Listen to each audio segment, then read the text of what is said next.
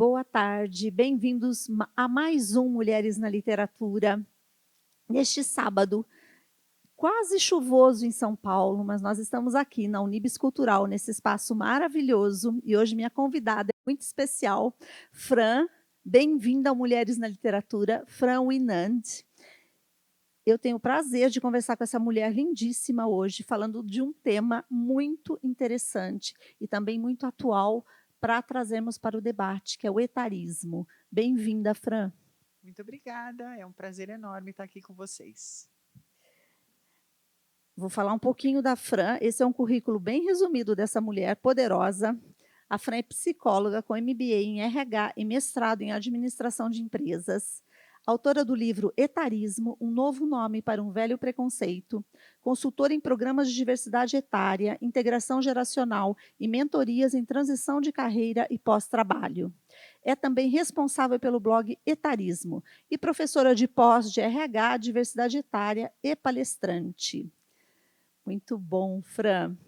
Fran, gostaria de começar o nosso bate-papo? Que você falasse um pouco sobre esse preconceito que agora recebeu um novo nome, etarismo. De onde surgiu esse significado do etarismo? Na verdade, o etarismo, quando ele surgiu lá atrás, ele era, na verdade, para designar o preconceito de idade com relação a pessoas mais velhas, né? Então, isso assim era uma coisa muito que acontecia com muita frequência, mas ninguém conseguia nominar, né? Ninguém conseguia dar um nome. E aí, quando Robert Butler deu este nome, então ageism em inglês, ficou conhecido como preconceito com relação às pessoas idosas. Aí um pouco mais para frente, o Robert Palmer, né, que é um gerontólogo, ele ampliou um pouco esse termo para preconceito de idade. Então, é um preconceito que pode ser tanto relacionado a pessoas mais velhas como a pessoas mais novas. Na verdade, ele pode acontecer em qualquer fase da vida. Então, por isso que eu gosto mais de usar o termo etarismo, mas pode ser ageísmo, idadismo, né? Até tem pessoas que falam velhofobia quando é focado especificamente em pessoas idosas, né? Etarismo, para mim, eu penso na questão etária, então pode abranger qualquer faixa etária. Por isso que eu gosto mais desse termo. Muito interessante.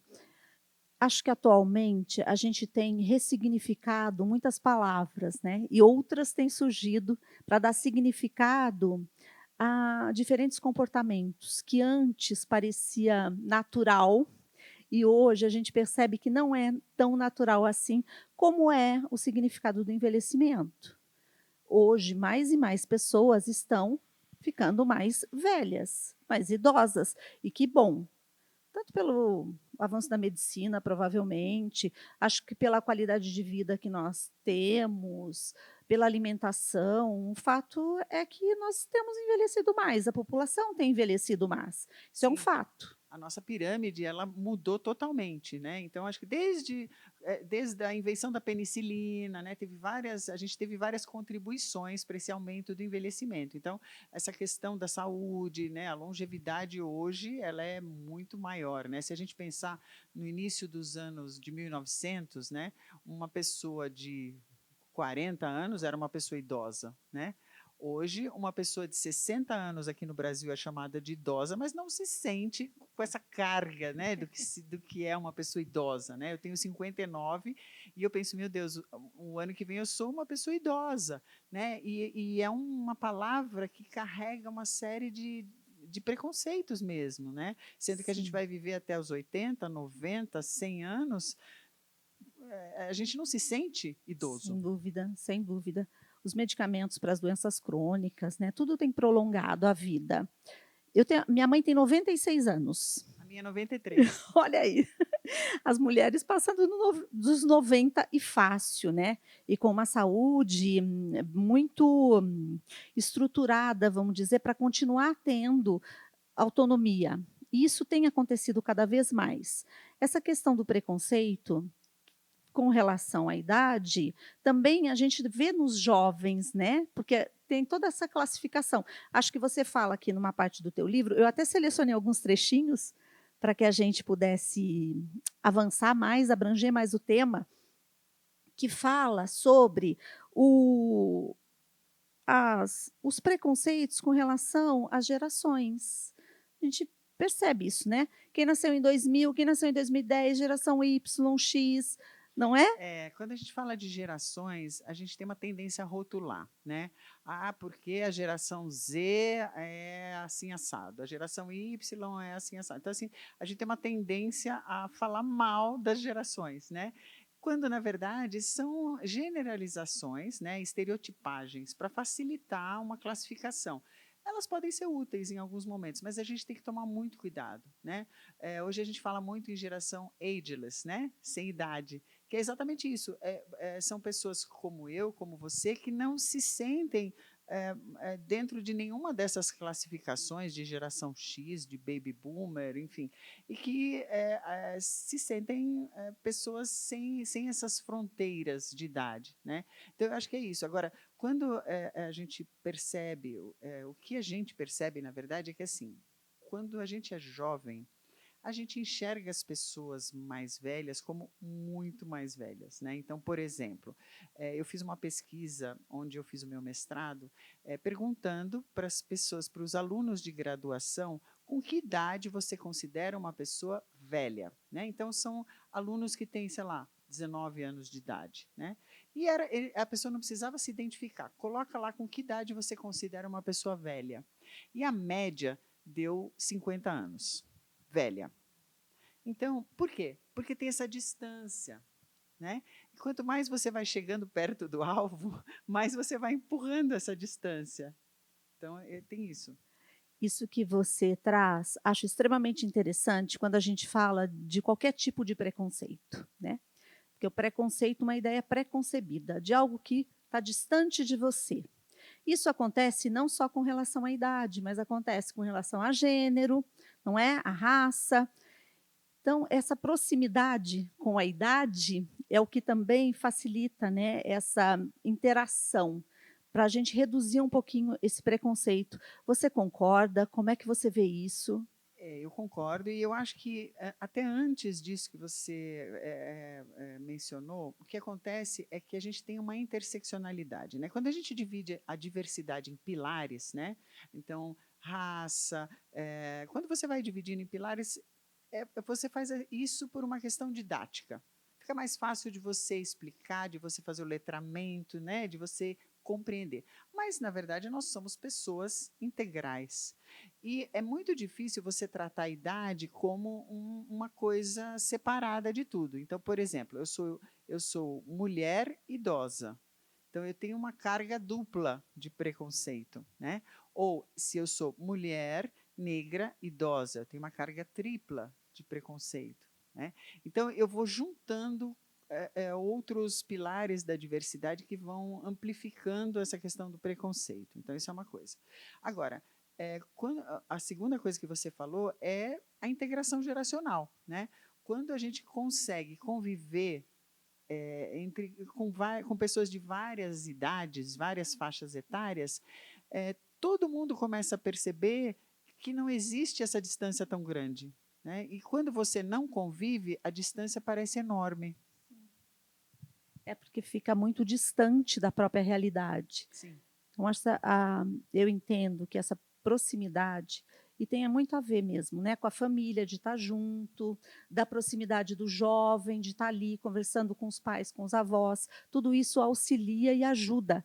Acho que a reduzir esse preconceito e também com relação à capacidade que a gente continua tendo com a idade, porque na verdade temos. Eu ainda estudo, você provavelmente ainda estuda, Muito. e a gente está em constante aprendizado. Não é porque já temos nossa carreira que avançou, enfim, mas a gente continua com aprendizado. O etarismo ele começa dentro de casa. Então, se eu, sei lá, convivo com os meus avós, né, mas eu convivo de um jeito que eu isole, né, essa pessoa, ela não participa efetivamente da família, então ela está lá, mas ela está invisibilizada. Então, as crianças elas estão vendo isso, elas estão percebendo e elas aprendem, então, que essa é a forma certa de tratar, que é uma pessoa que não participa das coisas, né? Então elas não se interessam, elas acabam fazendo a mesma coisa sem perceber. Então por isso que o etarismo começa dentro de casa. A gente tem que sempre parar para pensar sobre isso. Sim, eu concordo com você, porque essa proximidade faz muita diferença. Tem uma outra questão que eu gostaria de abordar, que eu tenho percebido nas redes sociais, que é com relação, e você até traz um capítulo sobre isso no teu livro, que é com relação à abertura da beleza, né, do universo da moda, com relação às mulheres maduras. Isso tem acontecido. Eu tenho visto muitas reportagens em grandes revistas voltadas também para a mulher madura, com mulheres belíssimas fazendo, divulgando produtos que todas as mulheres usam, independente da idade. Você também percebe isso? Nos seus estudos, como é que você tem visto essa abertura de um nicho, vamos dizer assim, voltado para a beleza jovem, né, se abrindo? Isso também vale não só para a idade, mas também, saindo um pouco dos modelos de beleza que a sociedade foi embutindo. Padrões, né? Porque, na verdade, o modelo de beleza é a juventude, né? Perfeito, Então, padrão. você acha que uma mulher, para ser bonita, ela tem que ser jovem. Então, o que acontece? As mulheres maduras, elas vivem correndo atrás de um modelo muito difícil de ser alcançado, que é um modelo que não tem ruga, que não tem cabelo branco, né? Que não envelhece nunca. É muito difícil isso. Não é à toa que nós somos campeões de cirurgias plásticas no Brasil, né? Procedimentos estéticos e tudo mais. Por quê? Porque a gente vive correndo atrás desse negócio, desse padrão que a gente não vai conseguir, né? Então, o que tem acontecido é que a indústria da beleza começou a ouvir muitas reclamações, muitos protestos sobre essa questão do anti-idade, né? Como assim anti-idade? A idade é uma coisa que eu não controlo. A idade ela acontece e você envelhece, não tem o que fazer. Lógico, você pode se cuidar, você pode, né, hidratar sua pele, ter cuidados de beleza. Mas anti-idade, você vai passar um creme que vai, né, parar esse processo? É impossível, né? Hoje é impossível. A medicina está tentando desenvolver coisas aí para, né, diminuir talvez a velocidade desse processo, mas esse processo ele acontece. Então, eu acho que a indústria da beleza começou a perceber que tem um nicho que estava ali, puxa vida, né? As mulheres estavam sedentas de representatividade, então, de produtos que as representassem, né? De coisas que fossem feitas para elas. Isso na moda, né? Isso nos produtos de beleza. E aí, algumas empresas mais espertas, que eu acho que é uma questão de inteligência estratégica mesmo, começaram a chamar mulheres maduras para serem modelos, né, para representar esses produtos e mostrar, puxa vida, ela tem ruga, mas ela é linda, não tem nada a ver. Você, né, achar que ela tem que ter uma cara de 20 anos quando ela tem 50 ou 60, né? Só que isso assim é uma coisa que eu acho que está ainda muito no começo, tanto que assim quando acontece fica todo mundo uau, né? Que mulher maravilhosa. E ainda assim você tem algumas que não representam uma realidade da massa da mulher com aquela faixa etária. Então, acho que ainda isso é uma coisa que está em evolução.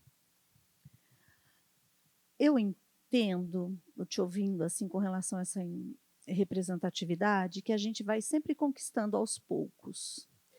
Quando as portas começam a abrir, isso tende a se ampliar.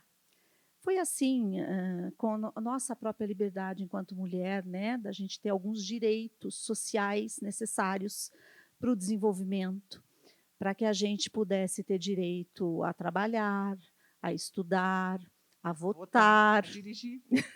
a dirigir, né, e uma série de outros direitos que nossa geração, eu acho que agora foi a que mais foi, presenciando essas mudanças. Ela nunca vem de uma forma fácil e nem ampliada. A gente vai conquistando aos poucos.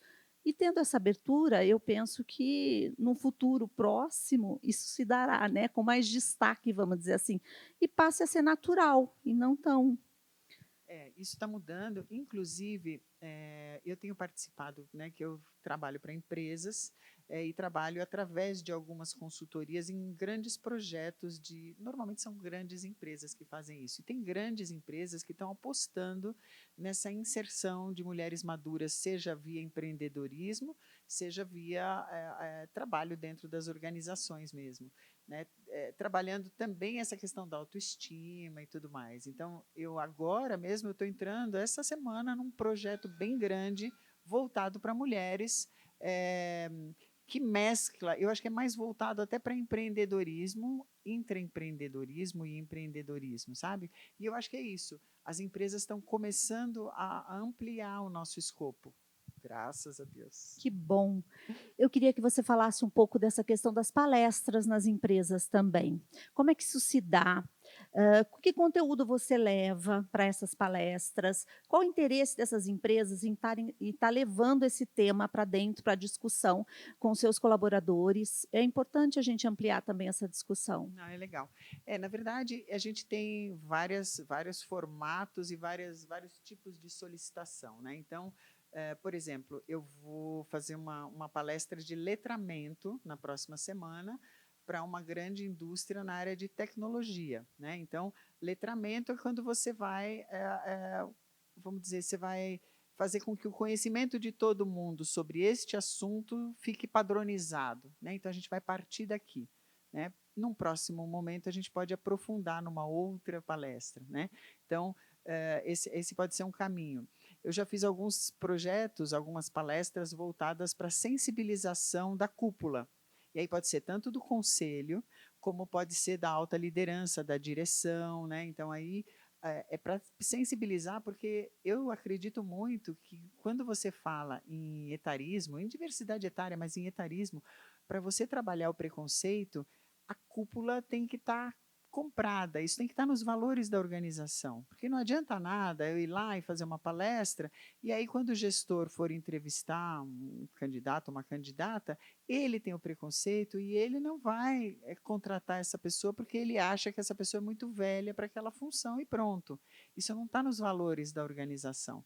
Então, para isso estar nos valores da organização, a organização tem que meio que respirar a diversidade como um todo, né? Porque a diversidade etária é sempre a última a ser trabalhada. Normalmente a empresa já trabalhou os outros pilares, sendo que a etária é a que abraça todos os outros, porque idade todo mundo tem alguma, né? Então, as palestras, elas podem ter vários. Depende de como, em qual nível, em qual grau a empresa está. Pode ser assim, ninguém entende nada do assunto, vamos começar do zero, ou não, a gente já passou, a gente já tem trabalhado, a gente tem grupos de afinidade, e agora a gente quer aprofundar sobre gerações, ou sobre, sei lá, por exemplo, a síndrome da impostora da mulher madura pode ser um outro assunto para a gente tratar. Tem vários assuntos que a gente pode tratar decorrentes disso. Ou então, até especificamente em seleção, ou vamos trabalhar especificamente as áreas de recursos humanos, porque hoje você tem algumas empresas que têm áreas de recursos humanos espalhadas aí pelo Brasil, né? Então, vamos trabalhar todo mundo para alinhar também, para a gente pensar em como que a gente faz para trazer, para quebrar o preconceito dentro da nossa empresa. Então, depende. Faço várias coisas. E você entende que isso tem ampliado as possibilidades das pessoas com um pouco mais de idade voltarem para o mercado de trabalho ou se manter no mercado de trabalho? Sim. Bom, eu trabalho dos dois lados, né? Eu trabalho para as empresas e também trabalho com transição de carreira para pessoas que estão buscando se reinventar ou se realocar, sei lá. E assim, sempre que eu estou falando com essas pessoas, né, eu falo, olha, a gente tem que pensar em dois caminhos. Um é o mercado formal de trabalho e o outro é, se não tiver nenhuma oportunidade para você no mercado formal, o que você pode fazer? Com tudo isso que você já acumulou de conhecimento, de experiência, de vivência ao longo da tua vida. Então, a gente tem que ter um plano A, B, C, né? Se a gente pensar no mercado formal, a gente tem muito mais oportunidade hoje do que a gente tinha lá atrás.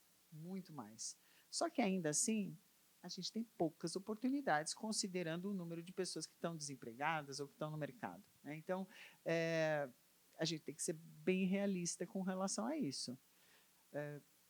também a gente tem uma tendência de muitas empresas quererem trazer pessoas acima de 50 anos por conta de, não por conta de, mas como mão de obra barata, né? Então, eu sei que você não arruma emprego, eu sei que você vai topar qualquer coisa, ou você vai topar um salário menor, você vai topar um monte de coisa e você vem.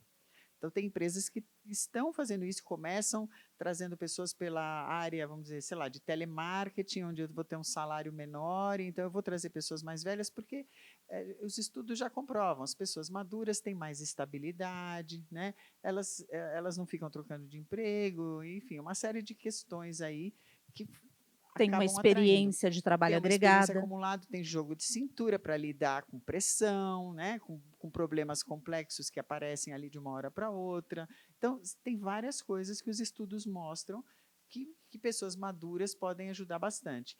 Mas tem um outro lado que, assim, as empresas têm um pé atrás com aparência, né? Então, puxa, eu vou trazer uma pessoa mais velha, né? Sei lá, porque é uma coisa assim que eu nunca consegui entender, né? Por que a vendedora tem que ser bonita para me vender alguma coisa?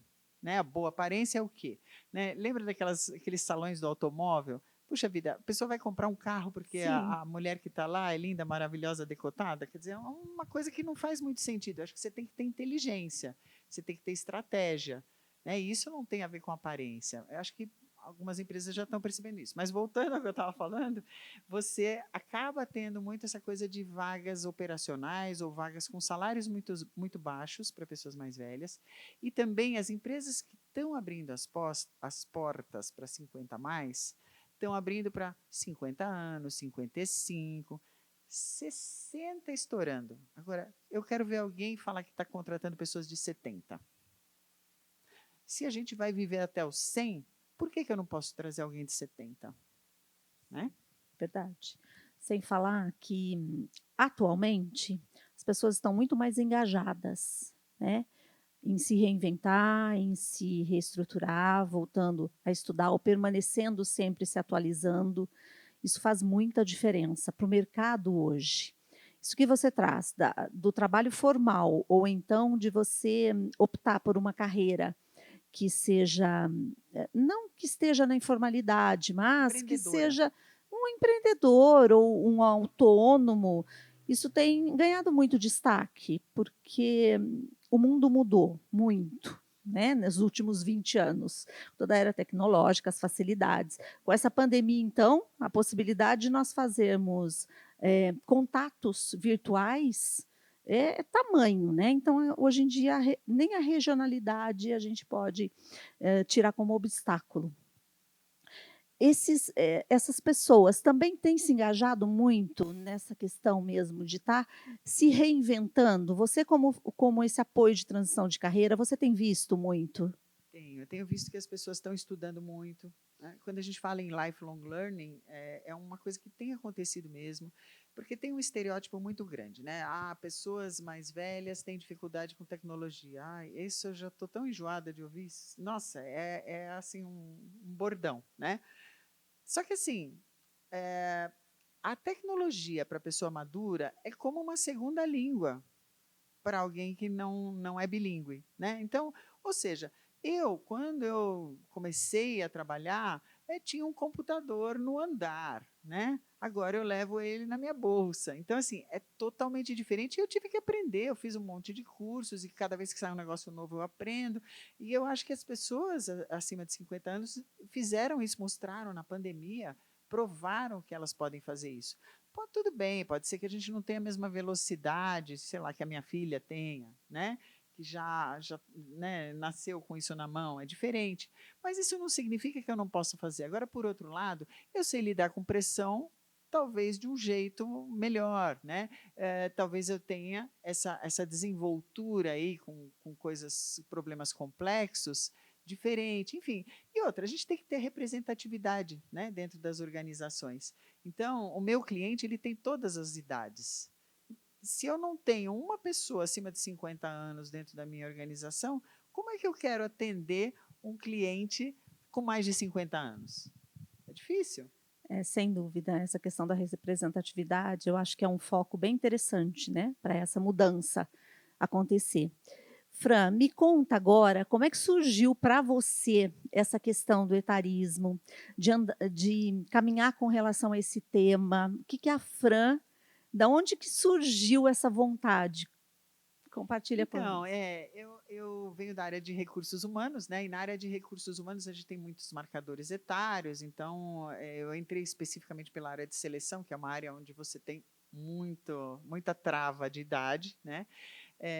E isso era uma coisa que sempre me incomodou, mas eu não sabia, eu não tinha muito argumento para negociar, para discutir e tal. Então, ao longo da minha vida, eu fui fazendo cursos, né? Fiz MBA, mestrado e tal. E no mestrado, eu descobri então esse pilar etário da diversidade, descobri o tema etarismo, me aprofundei, virei pesquisadora, palestrante acadêmica, e aí eu fui indo e falei, não, eu tenho que juntar isso com RH para tentar fazer alguma coisa de diferente, né? De oferecer alguma coisa diferente para as organizações. Então, foi um pouco por aí que eu comecei, e aí o livro sempre ficava na minha cabeça, porque os artigos acadêmicos, eles são muito técnicos, né? Para quem não faz o mestrado ou doutorado, é uma coisa muito chata de ler, muito Sim, árida, né? sim, E eu falava, não, eu tenho que colocar isso de um jeito que qualquer pessoa que pegue o meu livro vai olhar e vai falar, nossa, é isso?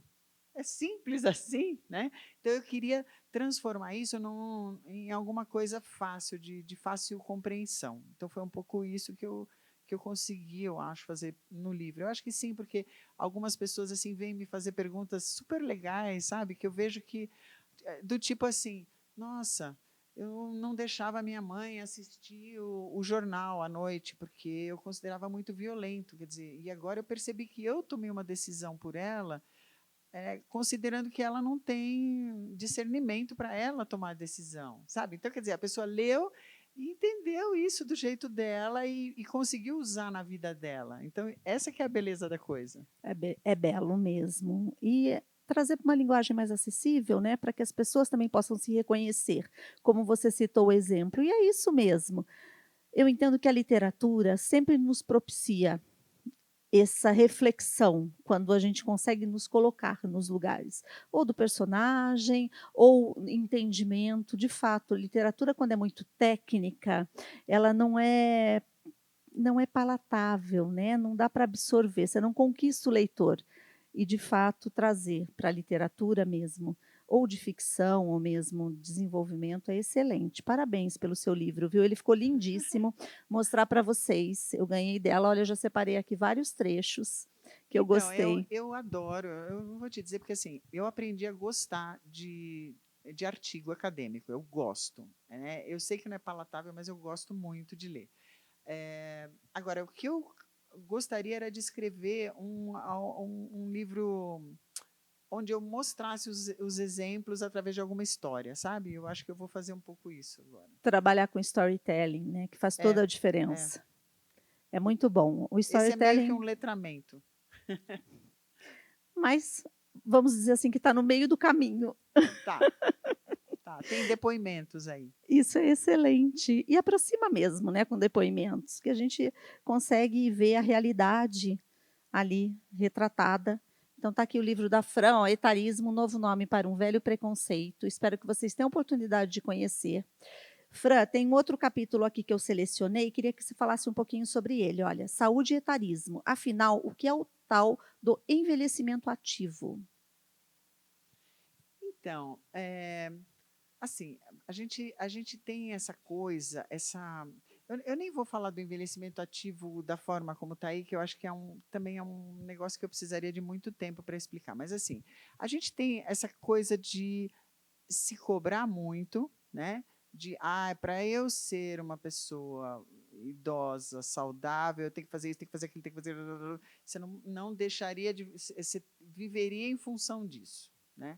Então, eu acho que não é o melhor, não é o caminho, talvez, que a gente tenha que seguir. Lógico, a gente tem que procurar ser saudável, pensar sempre, né? Minha cabeça, meu corpo que é, vamos dizer, quem me leva para os lugares e eu vou ter que ficar com ele até o fim da vida, então é bom eu cuidar, porque se eu não cuidar, né, não é que nem um carro que eu posso ficar trocando, né? Minha cabeça, eu tenho que manter ela ativa se eu quero ser lúcida, se eu quero poder discutir e tudo mais. Então, eu tenho que cuidar vamos dizer, do meu espiritual, se eu quero ser uma pessoa equilibrada, né? Então, eu tenho alguns pilares que eu tenho que prestar atenção. E eu acho que a gente tem essa cobrança, sabe, de ter que fazer 500 coisas, você tem que fazer isso, tem que fazer aquilo. Então, eu acho que é um pouco por aí, essa coisa do envelhecimento ativo. Tem, obviamente, da Organização Mundial de Saúde, que explica um pouco como que você, o que você tem que fazer e tal, mas o envelhecimento saudável está dentro dessa questão. Eu entendo, da gente buscar o bem-estar, né? Sim. Há uma exigência, acho que em todas as fases da nossa vida, independente de qual seja, a gente ser sempre o melhor e fazer tudo. E atualmente essa pressão está mais intensa, por conta de todo o volume que a gente tem, né, de informação, de acesso, de facilidade, essa cobrança se torna muito intensa. E se torna também, para quem já, vamos dizer assim, concluiu algumas fases da vida, né, dos filhos pequenos ou de você ter que se estruturar financeiramente para ter onde morar, enfim, algumas questões de sobrevivência e também de vivência. E aí, esse equilíbrio não é fácil de alcançar, né. E trazer essa serenidade, como você está dizendo que trouxe aqui, faz muita diferença para a gente refletir mesmo, né. O que de fato faz bem para mim? É ir todo dia para a academia de manhã e fazer 2 horas de musculação? Porque está dizendo que eu preciso fazer musculação todos os dias, né. Exato. E eu estou fazendo isso por quê? Eu estou fazendo isso porque eu vou precisar do meu joelho, porque eu quero andar quando eu tiver 90 anos. Então, para isso, por conta disso, eu tenho que cuidar dos meus músculos. Eu acho que talvez é pensar um pouco nisso. O que, que eu quero para mim lá na frente? O que, que eu posso fazer para chegar lá de um jeito legal? Né? E eu acho que eu não sei se é nesse capítulo, mas tem uma coisa que eu acho que é importante nessa questão de saúde, né, que é a infantilização do idoso pela área da saúde, né. Meu pai teve Alzheimer e eu comecei a observar, sabe, um pouco como que os idosos são tratados quando eles são levados a uma consulta e tudo mais. Então tem uma tendência do profissional de saúde se dirigir para quem está acompanhando o idoso, meio que esquecendo, né, ou invisibilizando o idoso. E é uma coisa muito triste, porque normalmente o idoso já está invisibilizado, né? E assim, às vezes o profissional de saúde não lembra nem de perguntar para a pessoa como ela está se sentindo, ou até pergunta, mas já, né, em 2 minutos já não presta mais atenção naquela pessoa, né? Então, eu acho que a área de saúde ela precisa evoluir num monte de coisa, sabe? Nesse trato com pessoas idosas, nessa infantilização, né? Ai, me dá o seu bracinho, deixa eu te dar uma picadinha. Ai, vai ter que comer tudinho. Sabe? Uma coisa assim que é um pouco irritante, na minha opinião. Eu entendo. Obrigada pela presença, viu, de vocês. É o trânsito de São Paulo, né. Mas bem-vinda, viu, seja muito bem-vinda, que é o nosso bate-papo, Estamos sendo, né, Fran, muito bom. estamos sendo gravadas aqui. É, tudo de bom e vocês, poderão, né, assistir depois também a gravação pela Unibis Cultural, também pelos nossos canais, desse papo super interessante sobre etarismo, com a Fran Winandi aqui, uma especialista nesse assunto, que tem que trazer para o debate. Fran, isso que você traz dos profissionais de saúde, eu também entendo que é uma conscientização que tem que vindo, né? Da conscientização, assim como nós já debatemos aqui com relação à moda, com relação à absorção ou não desses profissionais dentro das empresas, ou se remodelando no mercado de trabalho.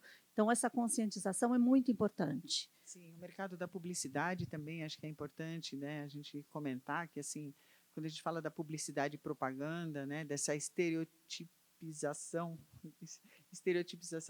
do idoso, né, então ou é o velhinho de paraquedas, né, ou é a vovó Noel, quer dizer, eu não tenho uma representatividade normal do idoso, então acho que isso também é uma coisa que tem que mudar, né.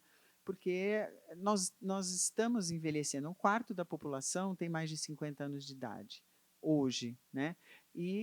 Assim, a tendência é logo, logo a gente ser muito mais em número de idosos. Então, a gente precisa estar preparado para isso, em todos os setores da sociedade.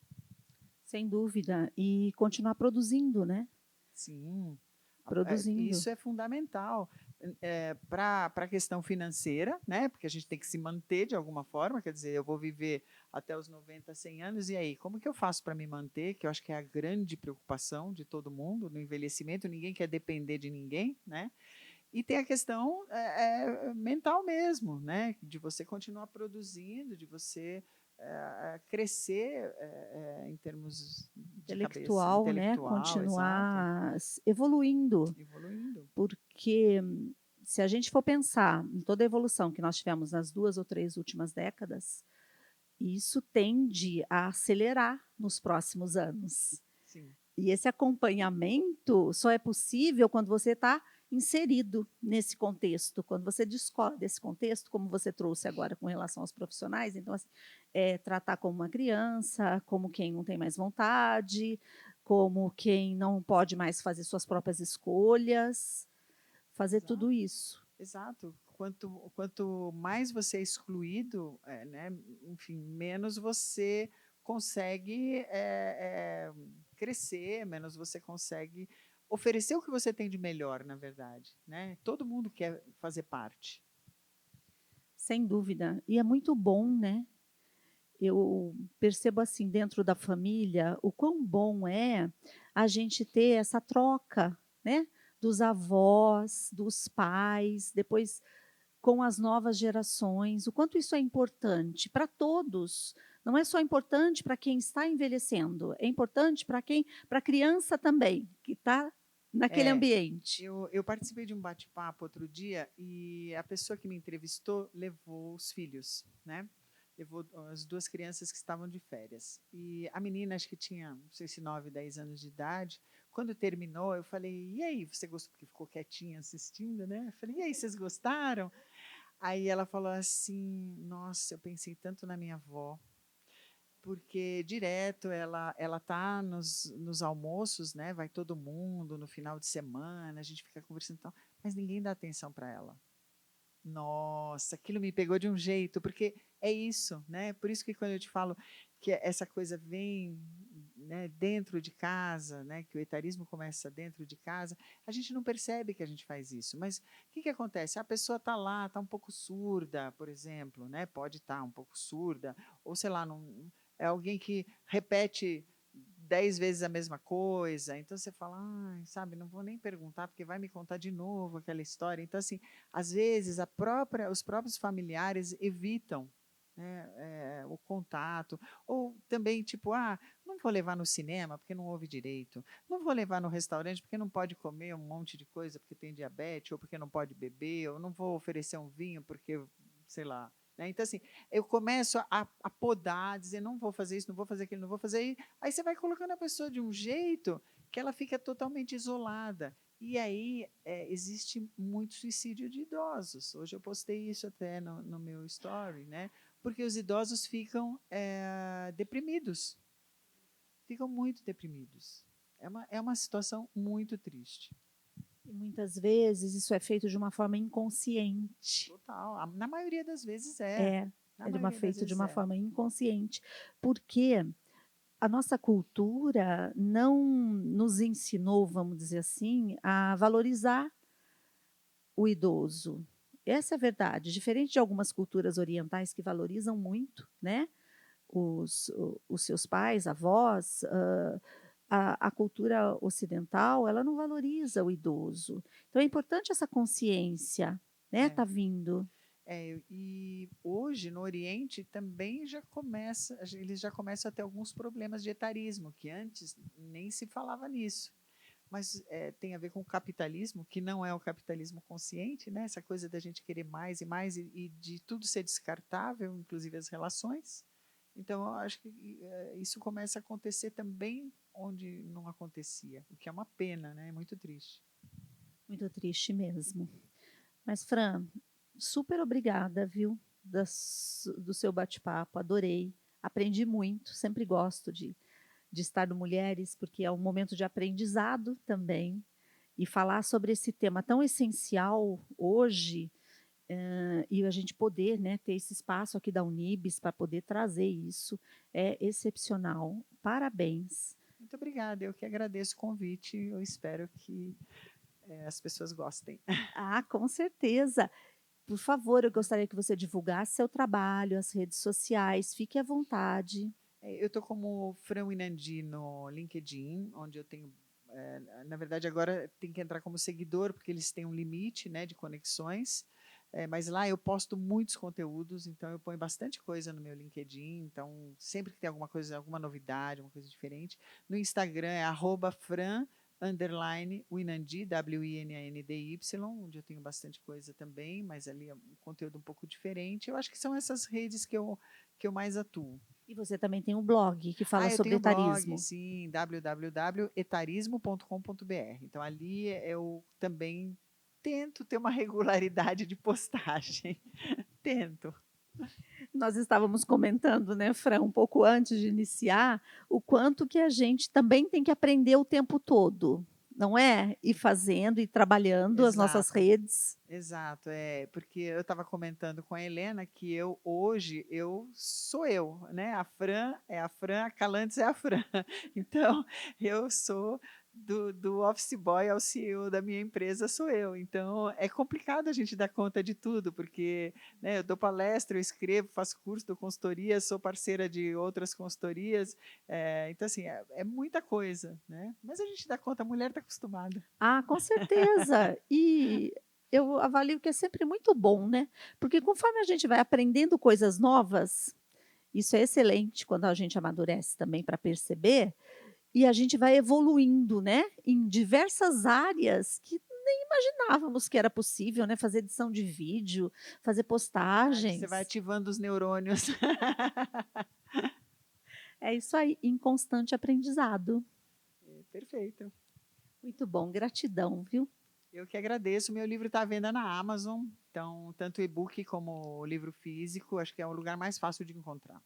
Isso, olha, acessa a Amazon, a Franguinant, aqui com etarismo, numa linguagem simples, direta, para que a gente possa refletir um pouco mais sobre essa questão e ampliar também nossa consciência com relação ao envelhecimento, né? Mas não é um envelhecimento como uma palavra que seja Pejorativo. pejorativa, é uma palavra mesmo da gente valorizar essa possibilidade nossa de estarmos aqui envelhecendo e aprendendo cada vez mais.